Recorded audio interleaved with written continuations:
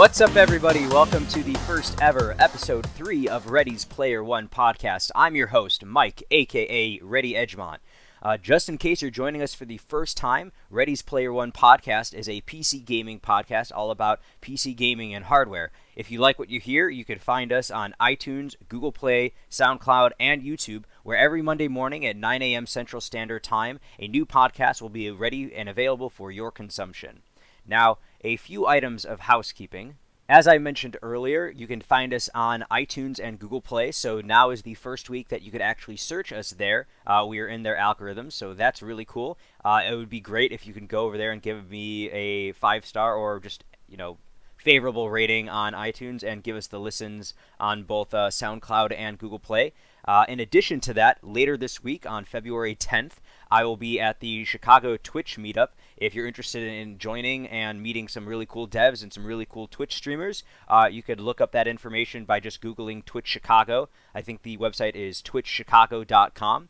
And lastly, this week I was very fortunate in being able to be a special guest on the Hungover Gaming Podcast with Julien and Ivan. Those guys are great. I would highly recommend you guys go over there and give them a follow and a listen. I'll link their channel in the description of this episode. And I think that does it for housekeeping. So how about we hop over into the news? So this week there was a lot of things going on, and I think the most crazy thing going on out there is coming from an article from Polygon. So this article has to do with the acquisition rumors of Microsoft trying to capture a few larger third-party developers. So this article, as I said, is from Polygon. It's called "The Xbox One Has a Serious Exclusive Games Problem." Now, I'm going to cut down into a latter part of the article and read a little excerpt from that. Quote, "Some of the names being thrown around as possible acquisitions by Microsoft are frankly astounding, even unthinkable. But the fact that they are doing the rounds is instructive. The most recent one we heard from a reliable source close to Microsoft was in fact Electronic Arts. We also heard a whisper about Valve and about Korean outfit PUBG Corp, which Microsoft last year signed to a timed exclusive for its hit survival shooter PlayerUnknown's Battlegrounds. Quote, because of where we are in the life cycle of all these things, I'm expecting to hear Microsoft announce something very, very shortly, said Van Druin," unquote. Another interesting part of this analysis came from talking about the war chest that Microsoft has. Quote, "Microsoft has a cash pot of at least $130 billion, boosted by the recent tax cuts that heavily favor large corporations. When you consider that the market capitalization of a company like Electronic Arts is around $35 billion, it looks like a handy war chest." Quote, "Microsoft overall had a great year," said David Cole, owner of the DFC Intelligence, "but that had nothing to do with the Xbox One. For the Xbox team, they've got to make some pretty big strategic decisions. They need to explain a strategy for how they can be relevant going forward in the game industry," unquote. Now, this is very interesting, especially coming off the heel of the Games Pass that happened last week, which was Microsoft's big initiative to have a subscription model and a way to make games as a service for games that don't necessarily have that baked in internally or, from the get-go. So it would be very interesting, but what I would say is, as anything is possible, I find it highly improbable that Valve would be a company to sell out to Microsoft. Same with Electronic Arts. I think the most likely scenario would be the PUBG Corp, but there is a history for Microsoft doing that, as we saw with the acquisition of Mohang a few years back, and that was a multi-billion-dollar payout. So it is possible, but I highly doubt that EA would get involved with this, one, because that would significantly be hampering their sales numbers, considering that they sell almost in perfect parity between the consoles in terms of software, and also considering that in this console generation, although specific numbers haven't been cited, the Xbox One has sold, I think, close to or a little over 30 million units, which is being trounced by the PlayStation 4 that has easily eclipsed 75 million units in its lifetime. Now, the reason this article is on the podcast for today is the more troubling acquisition rumor of Valve. Now, I don't think that it is probable, like I said, that this will happen, but if it does, this will have major ramifications for the PC gaming world, something that I don't think a lot of us would want to face. I, for one, would not want to see Microsoft owning and essentially gobbling up the entirety of the PC gaming market, especially with the library I have on Steam, and not sure where that would mean Steam moves in the future. Now, a few reasons why I don't think this is going to happen is Valve is kind of on the up and up and has been for a long time, and they've kind of had a cadence with which they offer software in which they develop software. Unfortunately, they haven't really developed a lot of good games or software ever since Half-Life 2, Portal 2, and everybody joking that, they're allergic to the number 3. That's a very real issue, and it's troubling, but I think that they're focusing a lot on Steam and hopefully building the platform and making sure that it's a bulwark for PC gaming. A second reason I don't think this is going to happen is just because of Gabe Newell's history with console gaming and with Microsoft. So a lot of people know, but in case you don't know, Gabe Newell actually was an engineer at Microsoft and helped work on some of the original Windows operating systems, and he eventually left because he thought PC gaming and just games in general were going to be the future of entertainment after he saw what id Software had done with Quake and seeing a couple other Microsoft employees that had left for id Software. So in addition to that, he's kind of had a rocky past with Microsoft, both from its operating systems sense where he called Windows 8.1 a complete catastrophe, and I think that's a quote. And on top of that, he's also said developing on consoles was a waste of time, and that's why he doesn't want to focus on making any more ports for his games. And despite the fact that he was on Sony stage for the PlayStation 3 and said that his games would be ported to the console, he said for the best experience for Half-Life 2 and for Portal 2 that playing it on the PC was the best. So again, I don't think it's probable, but anything is possible. We'll see what happens, but it's a very concerning issue, and I'm really hoping that that ends up not being the case. Now, the second item in the news, this actually comes from Gamers Nexus, Ask GN's episode 68 of Ask GN Anything. So one of the issues that has come up recently, obviously on everybody's tongue in the PC gaming community, is cryptocurrency and blockchain and all of that. But one of the massive negative repercussions in the last month or so has been the pricing of graphics cards, or GPUs. And it's been very crazy, and anytime you could find vendors that were in stock, either it be Newegg or Micro Center or even some like Fry's Electronics, they would only be in limited quantities for a limited amount of time, around or a little above MSRP.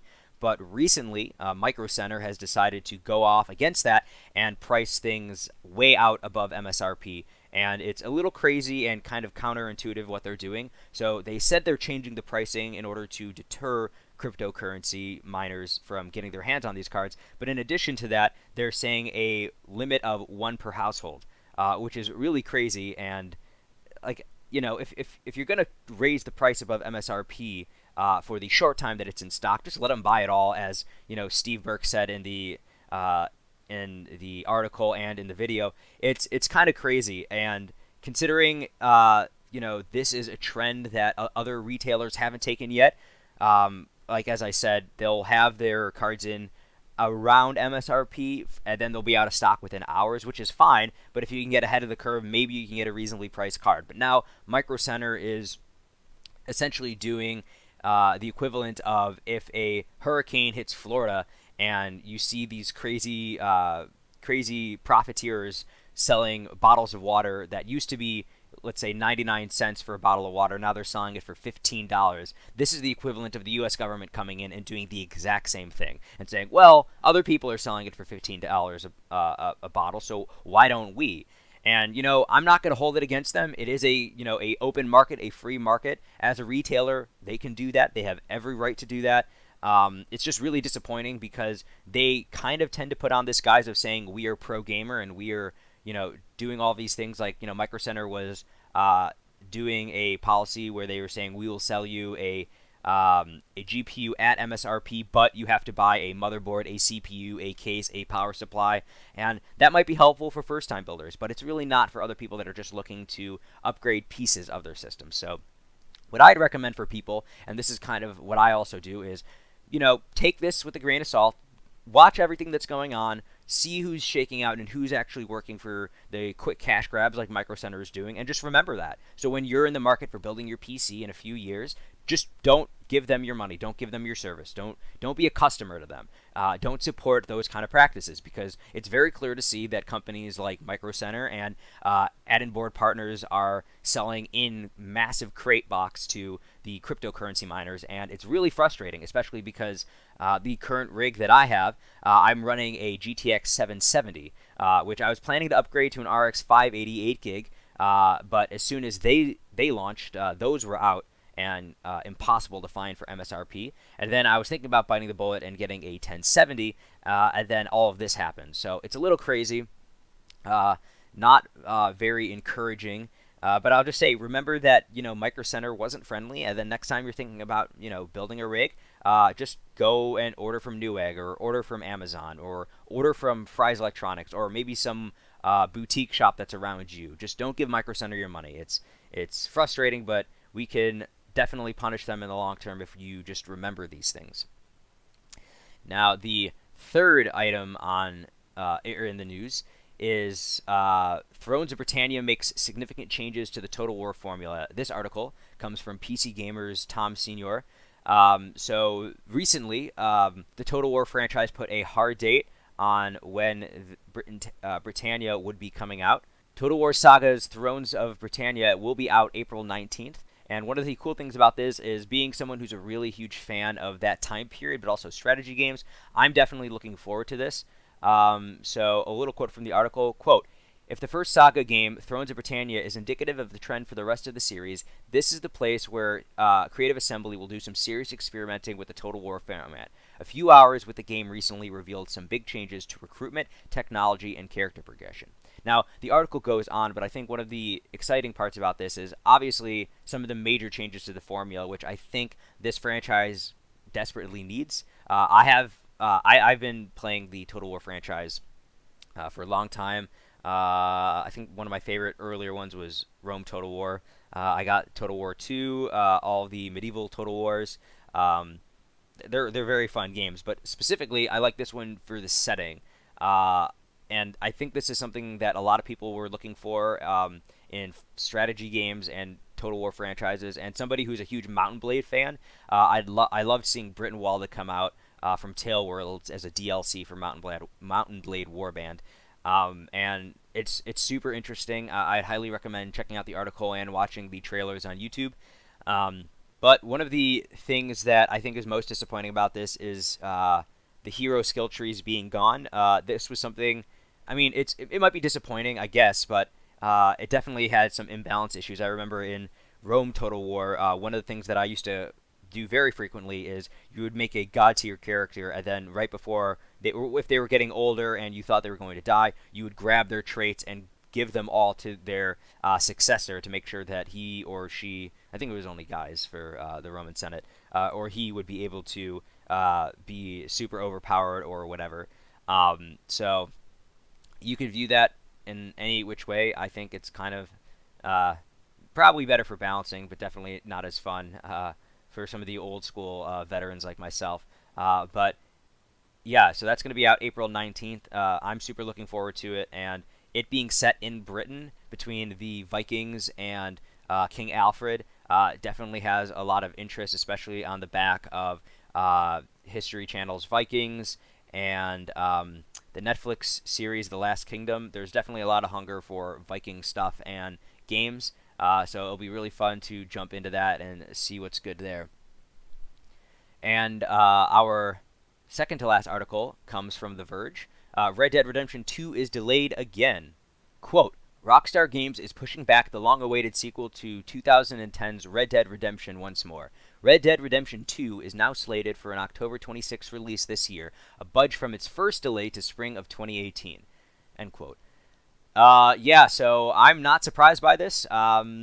It didn't seem like there was a lot of news other than a few screenshots coming out, and generally speaking, with juggernauts like this, if you hear little to nothing in terms of radio chatter, it's probably going to get delayed. I think the only exception to this was probably Fallout 4, but that was something that was under wraps for a while, although there were plenty of leaks from Bethesda about that.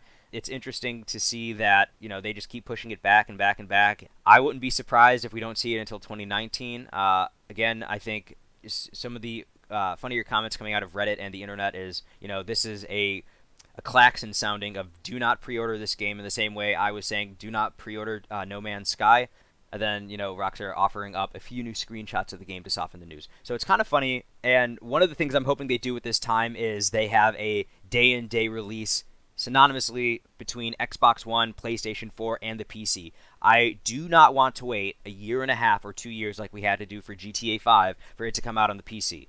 And Rockstar has taken enough of my money in a stupid kind of Futurama fries, shut up and take my money. I bought GTA 5 on the 360, I bought it again on the Xbox One, and then I bought it again on the PC. I will not be doing that again for Red Dead Redemption. So it's kind of upsetting that, they're pushing it out again, especially because if they had released it in spring of 2018, it would have, nothing would have been standing around it, nobody would have been around it, and it would have been eaten up by virtually everybody, because the earlier months of the year, as put out by or as said by Kind of Funny and IGN and GameSpot, it's kind of a dead zone where there's not a lot of games and there's a ton of hunger for people who either don't have a catalog to catch up on or just looking for a new experience. It would have been great for them, but Red Dead Redemption is going to sell hand over fist regardless of when it releases, and if it does release on its new date of October 26th of this year, it's gonna be crazy.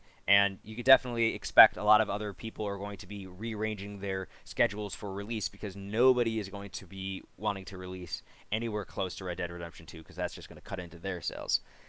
And the last article is something that I have been thinking about a lot over the last week and wanted to talk about, but I didn't really know how I could go about doing this. So this article comes from VentureBeat, written by Dean Takahashi.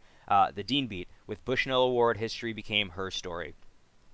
So, quote, Bushnell's shaming makes me think about Franklin Delano Roosevelt, who led America through the Great Depression and World War II. He was a great man, but he made a poor decision when he decided to put my family and other Japanese Americans into internment camps. Should we not celebrate Roosevelt's greatness while acknowledging his flaws? I have met Bushnell numerous times, and he has always struck me as charming, but he has said and done things in the past that make us cringe today. It reminds me of Steve Jobs, who also worked at Atari.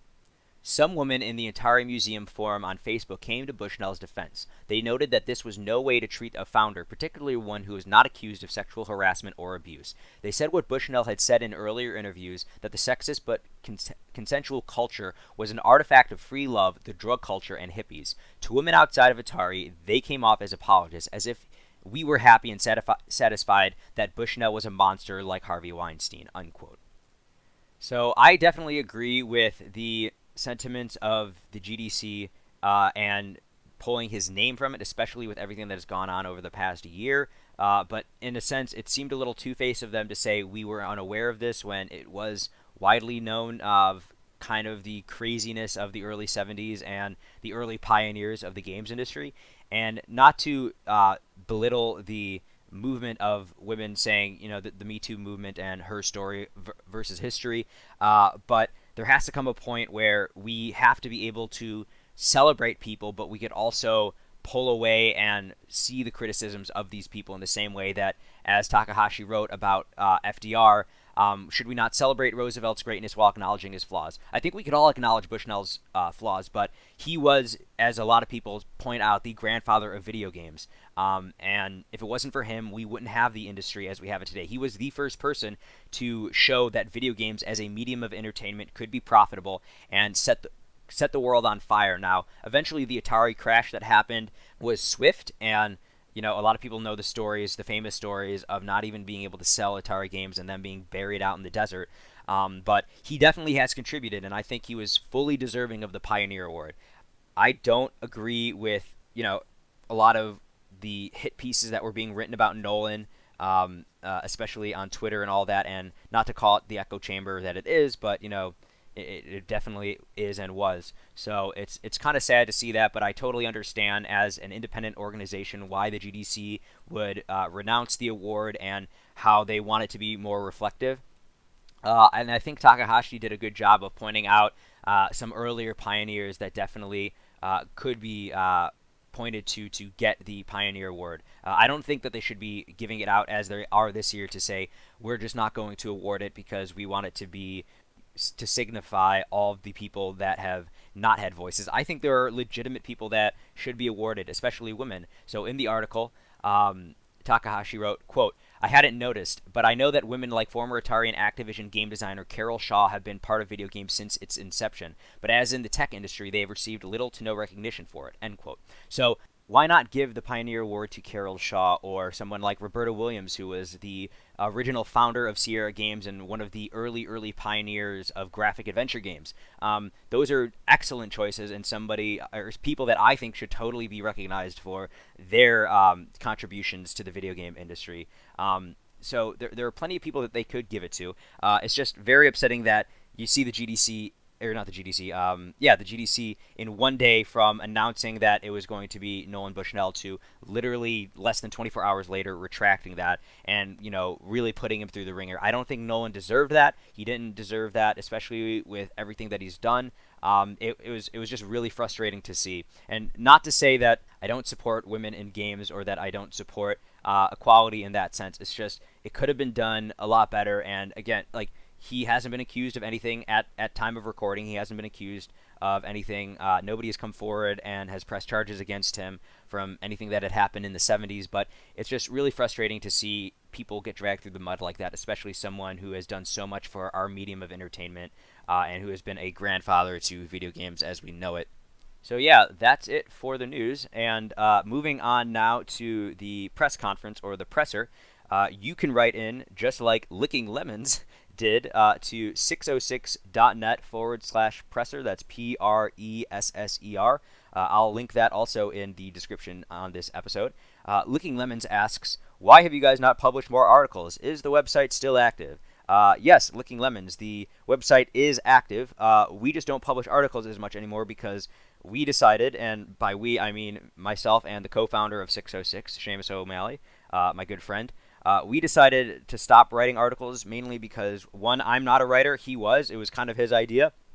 And once I fell off writing articles, he also fell off of writing articles. But I recently talked with him, and I told him that if he wanted to write articles or specific things, that he should totally do that, and I'll try to use it as a platform for updating people on the podcast, as well as some side projects of games I am currently working on and making. So you could expect to see more stuff in it for it to be definitely more active. One thing you can look forward to is Seamus is going to be writing an article about our experience with the newest map in PUBG and how it relates to the great and timeless movie from 2006, Nacho Libre, and the luchador fighting rings and pits we found ourselves in while dropping in. So that's going to be a great read. I highly recommend looking to that. Also, just a shameless plug for Seamus. On top of him writing articles or having written articles for 606, he is also a beat writer for the Chicago Blackhawks at ChiCitySports.com. So if anybody is interested in hockey or specifically the Chicago Blackhawks, I'm from Chicago and big fan of them. I would highly recommend checking him out there. Also on Twitter, he is at Relegated Seamus. Check him out. So yeah, I hope that answered your question. Again, if anybody has any other questions or comments, concerns, anything you want to hear me talk about on the podcast, please feel free to write in and check us out on our website at 606.net. That's SIX06.net. So yeah, thanks again for tuning into the podcast. This is Ready Edgemont signing off.